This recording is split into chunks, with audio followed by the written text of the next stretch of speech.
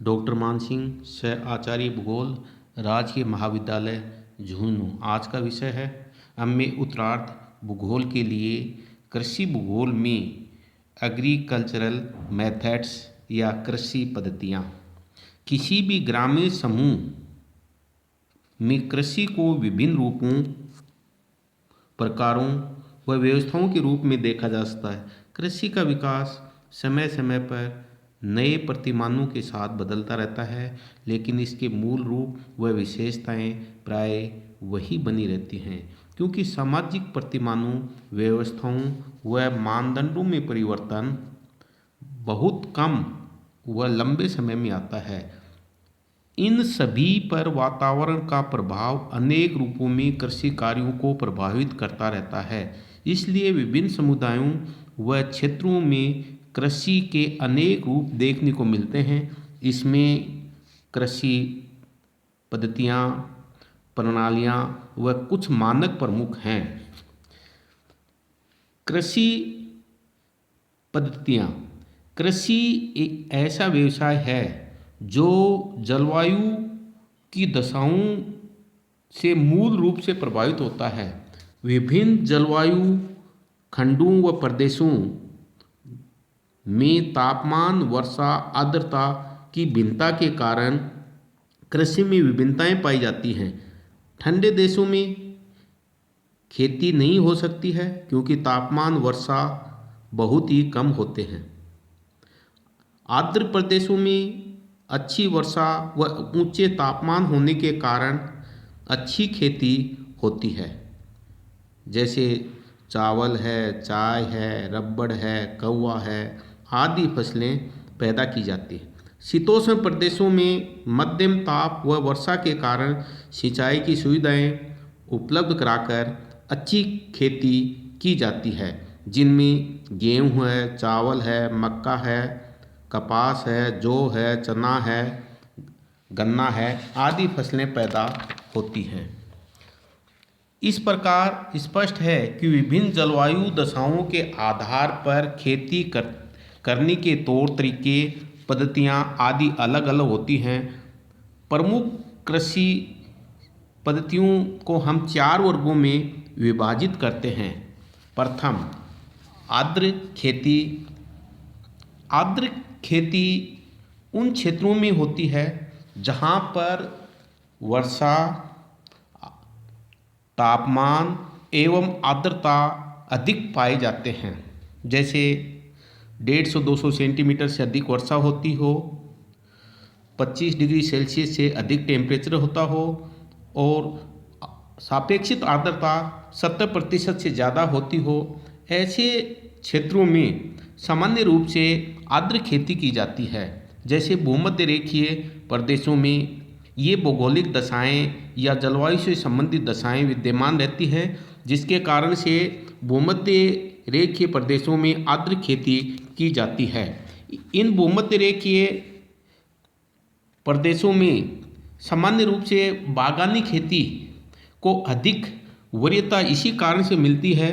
बागानी खेती के रूप में चाहे हम चाय ले लें, गन्ना ले लें, रबड़ ले लें, ये सभी को इसी प्रकार की जलवायु दशाओं की आवश्यकता होती है। दूसरी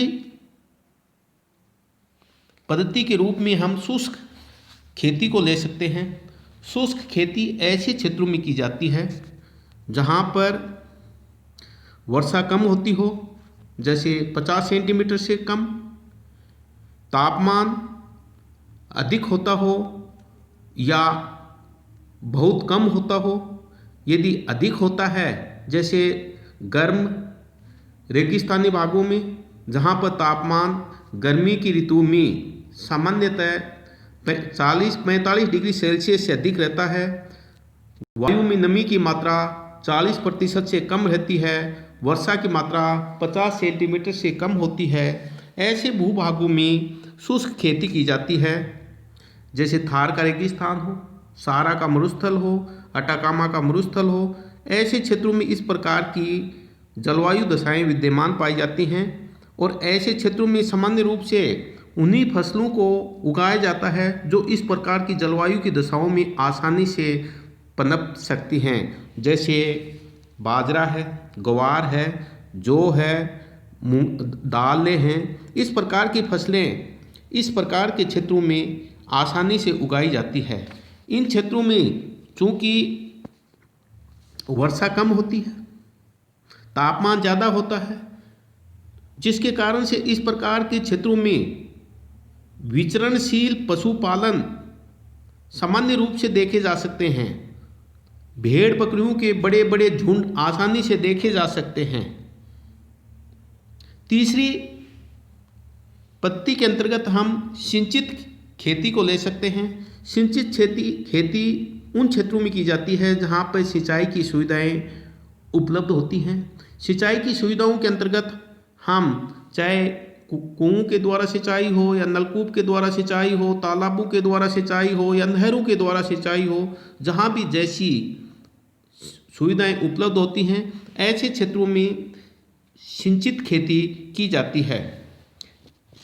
सिंचित खेती को समझने के लिए हम गंगानगर का उदाहरण ले सकते हैं। इंदिरा गांधी नहर से पूर्व गंगानगर इलाके में जहाँ पर बालू रेत की बारिश होती थी, लेकिन जैसे ही इंदिरा गांधी नहर के द्वारा इस क्षेत्र में पानी आया है, उसके कारण से यहाँ पर फसलों का उत्पादन बड़े पैमाने पर प्रारंभ हुआ। जहाँ पहले बालू रेत की वर्षा होती थी, आज वहाँ पर सोने चांदी की वर्षा हो रही है। यहाँ पर सोने चांदी से हमारा तात्पर्य सोने के रूप में हम गेहूं की फसल को ले सकते हैं, जो इस क्षेत्र में अधिक मात्रा में की जाती है। तो चांदी के रूप में हम कपास की फसल को ले सकते हैं, जो इस क्षेत्र में ज़्यादा उत्पन्न होती है। तो स्वाभाविक है, सिंचाई के द्वारा ऐसे क्षेत्रों को एक नया रूप दिया जा सकता है और इसके माध्यम से उस क्षेत्र का विकास, चाहे आर्थिक विकास हो चाहे सामाजिक विकास हो, वह स्वतः हो जाता है। चौथी पद्धति के अंतर्गत हम दो पद्धतियों को लेते हैं, गहन कृषि एवं विस्तृत कृषि। जहाँ तक गहन कृषि या इंटेंसिव फार्मिंग का संबंध है, गहन कृषि उन क्षेत्रों में की जाती है जहाँ पर जनसंख्या ज़्यादा पाई जाती है, जनसंख्या का घनत्व अधिक पाया जाता है तथा कृषि भूमि कम पाई जाती है। जब इस प्रकार की दशाएं हैं, जनसंख्या ज़्यादा है, कृषि भूमि कम है, खेतों का आकार कम होगा।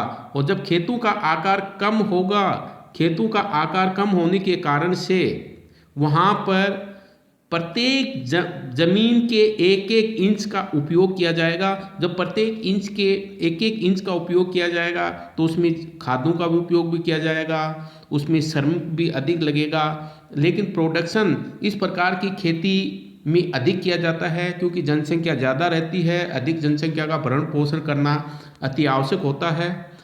इस प्रकार से ये क्षेत्र, चाहे इस प्रकार के क्षेत्रों को हम जैसे भारतीय या मानसूनी क्षेत्र में स्थित जितने भी देश हैं जहाँ पर जनसंख्या ज़्यादा पाई जाती है, कृषि भूमि कम है, इस प्रकार की खेती सामान्य रूप से देखी जा सकती है। इसके अंतर्गत हम चावल की खेती को देख सकते हैं।